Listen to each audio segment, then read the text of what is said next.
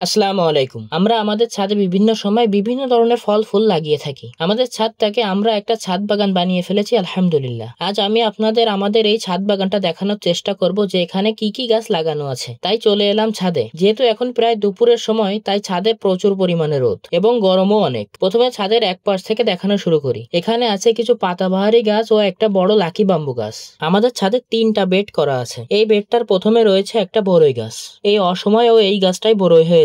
এইটা হলো একটা 12 মাসি বড়ই গাছ। সিজন ছাড়া অন্য সময় অল্প পরিমাণে বড়ই হয়, কিন্তু যখন সিজন থাকে তখন এতে প্রচুর পরিমাণে বড়ই হয়। যখনই আমরা ছাদে আসি তখনই আমরা এই গাছ থেকে বড়ই খাই। 1-2 দিন পর পরই অল্প কিছু করে বড়ই বড় হয়। আর যখন আমরা ছাদে পানি দিতে আসি তখনই আমরা এই বড়ইগুলো ছিঁড়ে নিয়ে যাই। এই বড়ই গাছের পাশেই রয়েছে কয়েকটা ঝাল গাছ। এই ঝাল গাছেও আলহামদুলিল্লাহ অনেক ঝাল হয় এবং হয়েছেও। আর এর পাশেই রয়েছে কিছু বড়ই গাছের ডাল দেওয়া, যেন এখানে উচ্ছে গাছগুলো উঠতে পারে। এর পাশেই রয়েছে একটা কাঠগোলাপ গাছ।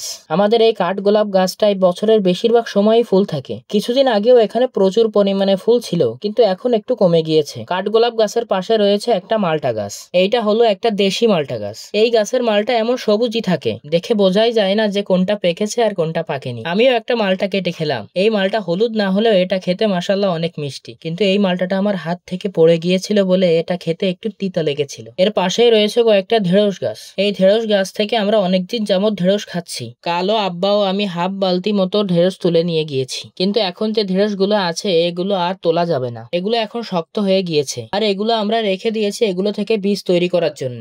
যেহেতু কিছুদিন যাবত পরিষ্কার করা হয় না, তাই এখানে অনেক আগাছা হয়েছে। এগুলো আমরা খুব দ্রুতই পরিষ্কার করে ফেলবো ইনশাআল্লাহ। এই ঢেঁড়স গাছের পাশে রয়েছে একটা হাইব্রিড আমড়া গাছ। এই আমড়া গাছটা ছোট হলেও এতে অনেক আমড়া হয়। এই গাছে বড় আমড়ার সাথে সাথে ফুলও রয়েছে। যেহেতু দেখলাম আমড়া বড় হয়েছে, তাই ভাবলাম আমড়া মাখানো যাক। তাই কয়েকটা আমড়া ছিঁড়ে নিলাম মাখানোর জন্য।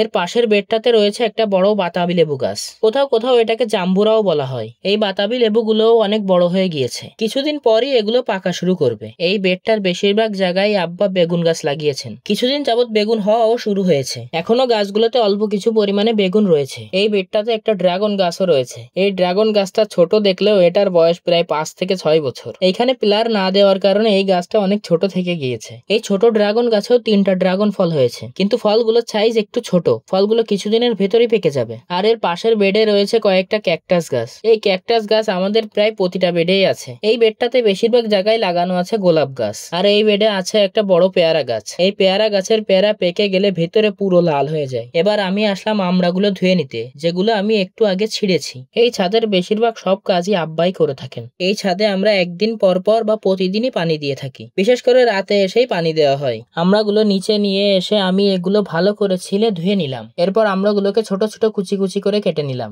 এরপর লবণ কাসুন দিয়েও গাছ থেকে ছিঁড়ে আনা ঝাল দিয়ে আমড়াগুলো মাখিয়ে নিলাম। এই আমড়াগুলো মাখাতে আমরা যা কিছু ব্যবহার করেছি তা থেকে শুধু লবণই কেনা, আর সব আমাদের নিজেদের বাড়ির থেকে উৎপন্ন করা জিনিস। আমরা মাখা নিজে খেলাম এবং বাড়ির সকলকে দিলাম। আজ এ পর্যন্তই। সকলে আমাদের জন্য দোয়া করবেন। আসসালামু আলাইকুম।